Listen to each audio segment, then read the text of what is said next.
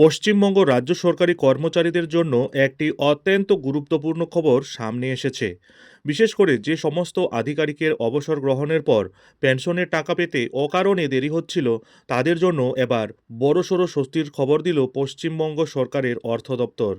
সম্প্রতি general insurance কাম savings scheme বা GISS subscription সংক্রান্ত একটি বিশেষ মেমোরেন্ডাম জারি করা হয়েছে, যার ফলে দীর্ঘদিনের এই জটিল সমস্যার সমাধান হতে চলেছে। দীর্ঘদিন ধরে বেশ কয়েকজন সরকারি আধিকারিকের সার্ভিস বুকে জিআইএসএস অবদানের হিসাব সঠিকভাবে আপডেট না থাকায় মারাত্মক জটিলতার তৈরি হচ্ছিল। সংশ্লিষ্ট প্রশাসনিক অফিসগুলি থেকে প্রয়োজনীয় তথ্য সঠিক সময়ে না আসায় এই শূন্যস্থানগুলো পূরণ করা যাচ্ছিল না। আর ঠিক এই কারণেই অবসরপ্রাপ্ত আধিকারিকদের পেনশন পেতে মাত্রাতিরিক্ত দেরি হচ্ছিল। এর ফলে চরম ভোগান্তির শিকার হচ্ছিলেন তারা। এই সমস্যাকে সমূলে উৎপাটন করতেই সরকারের এই নতুন পদক্ষেপ বলে জানা যাচ্ছে। পেনশন প্রক্রিয়ার এই বাধা দূর করতে পশ্চিমবঙ্গ সরকারের অর্থ দপ্তর গত 19 মার্চ 2026 তারিখে একটি নির্দেশিকা জারি করেছে।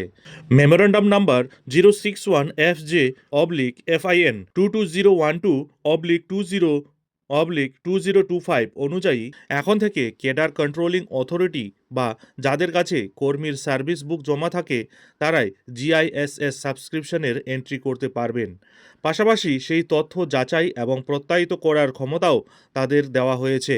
1987 সালের পুরনো একটি নির্দেশিকার সূত্র ধরেই রাজ্যপালের অনুমতিক্রমে এই নতুন নিয়ম কার্যকর করা হলো। অর্থ দপ্তরের এই নির্দেশিকায় স্পষ্টভাবে জানানো হয়েছে যে এই নিয়ম মূলত এইচআরএমএস চালু হওয়ার আগের সময়ের জন্য প্রযোজ্য হবে, অর্থাৎ 2016 সালের এপ্রিল মাসের আগে যদি কোনো কর্মীর জিআইএসএস সাবস্ক্রিপশনের তথ্য সার্ভিস বুকে নথিভুক্ত না থাকে, তবে তা এখন সহজেই আপডেট করা যাবে। সার্ভিস বুকে এই পুরনো তথ্যগুলি নথিভুক্ত করার জন্য উপযুক্ত প্রমাণের প্রয়োজনও হবে। যথাযথভাবে প্রমাণীকৃত সার্ভিস ভেরিফিকেশন সার্টিফিকেট অথবা কর্তৃপক্ষের কাছে গ্রহণযোগ্য অন্য কোনো বৈধ নথির ভিত্তিতেই এই এন্ট্রি করা যাবে।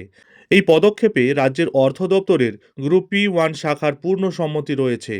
নতুন এই নির্দেশিকাটি রাজ্যের সমস্ত ট্রেজারি অফিসার, জেলা শাসক, পুলিশ সুপার এবং বিভিন্ন দপ্তরের সচিবদের কাছে ইতিমধ্যেই পাঠিয়ে দেওয়া হয়েছে।